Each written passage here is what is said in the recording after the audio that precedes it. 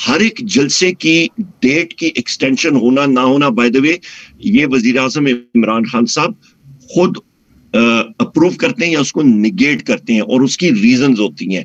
उसकी reasons, I won't get into the reasons, पर ये जो आपका 6 तारीख का जलसा था, ये 27वीं पे आ रहा था, और इसकी इंस्ट्रक्शंस हमें गालबन कल या परसों ही मिली थी कि इसको आगे किया जाए, बिकॉज के यहाँ पे ये 27वीं रमजान पे आ रहा है।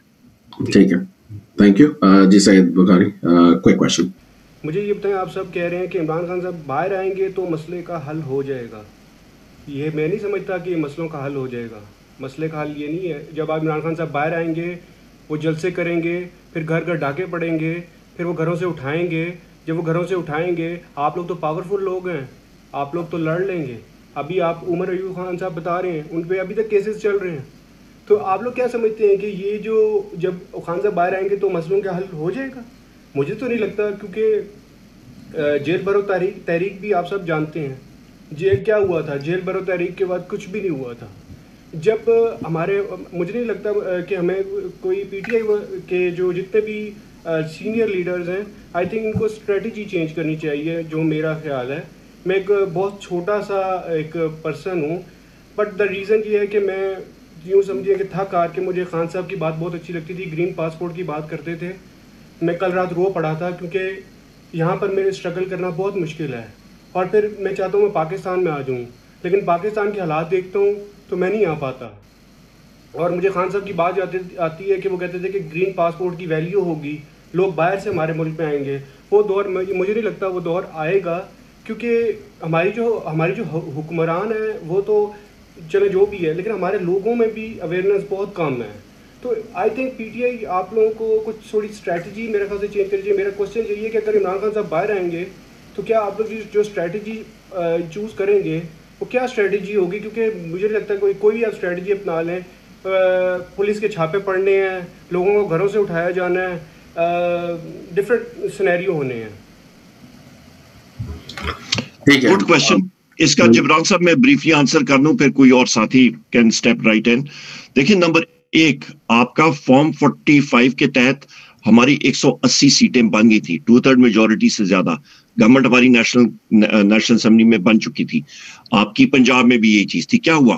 फॉर्म 47 के तहत एक एक्स्ट्रा कॉन्स्टिट्यूशनल मेजर के तहत फॉर्म 47 जो कि रिटर्निंग ऑफिसर के पास होता है, उसने गलत तरीके से उसको चेंज किया।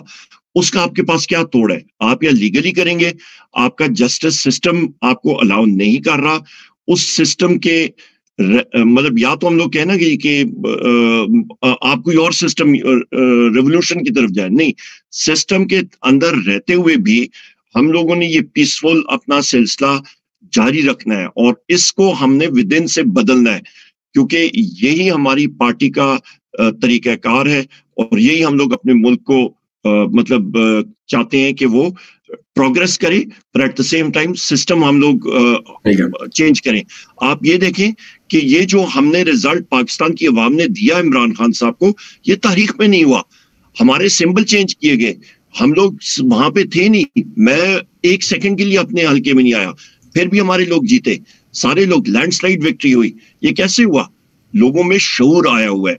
सो let us take it a step forward.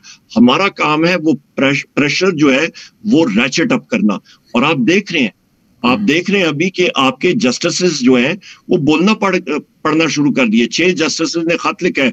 आज सुप्रीम कोर्ट में देखें, बाकी जगहों में देखें, कमिश्नर्स ब्यूरोक्रेसी उठ के बोल रहे हैं। ये प्रेशर शुरू हो गया है। आई थिंक ये बहुत इंपॉर्टेंट पॉइंट है कि अपना, आई थिंक थोड़ी देर पहले यही डिस्कशन हो रही थी कि जब इतना डिफाइनिंग मोमेंट था तो हम सच के साथ सिर्फ दिल से खड़े थे या कुछ कर भी रहे थे? तो सब कर रहे हैं, सईद बुखारी आप भी कर रहे हैं, सब कर रहे हैं। मैं थोड़ा सा स्टार्ट कर लूं? जी करें, मना साहब करें। ये जो जजेस वाला मामला है ना, इसमें आपने आज देखा है कि चीफ जस्टिस साहब ने जिस तरीके से कहा है कि जी अदलिया पे कोई अटैक होगा तो मैं खुद सामने खड़ा हूँगा, ये बहुत इंपॉर्टेंट उन्होंने कमेंट पास किया है, और ये चीज़ हमने इनको याद कराते रहना है। क्योंकि मेरे पास कोई इन्फॉर्मेशन ऐसी भी आई है कि शायद अब गवर्नमेंट का प्लान ये है कि अपने नंबर्स और थोड़े से बढ़ा के इन्होंने एक अमेंडमेंट लेके आनी है जिसमें ये चीफ जस्टिस की मुद्दत को फिक्स कर देंगे 3 साल पे। इससे होगा ये कि करंट को भी थोड़ा सा टाइम एक्स्ट्रा मिल जाएगा और फिर अगले जो है उनको भी 3 साल मिल जाएगा।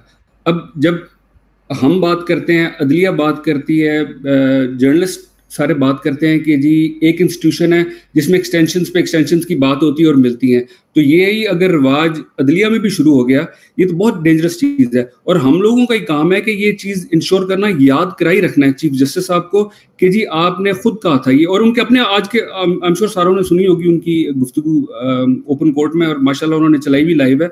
तो ये चीज़ हम सबको बहुत जरूरी है कि हम बार बार याद कराते रहें चीफ साहब को कि जी आपने खुद कहा था कि आप खड़े होंगे। अब अगर ये चीफ साहब भी इस तरफ आ जाते हैं एक्सटेंशन की तरफ, तो फिर इनकी सारी चीजें खराब हो जाएंगी। जितना इनका स्टांस रहा है वो सारे का सारा जाया हो जाएगा।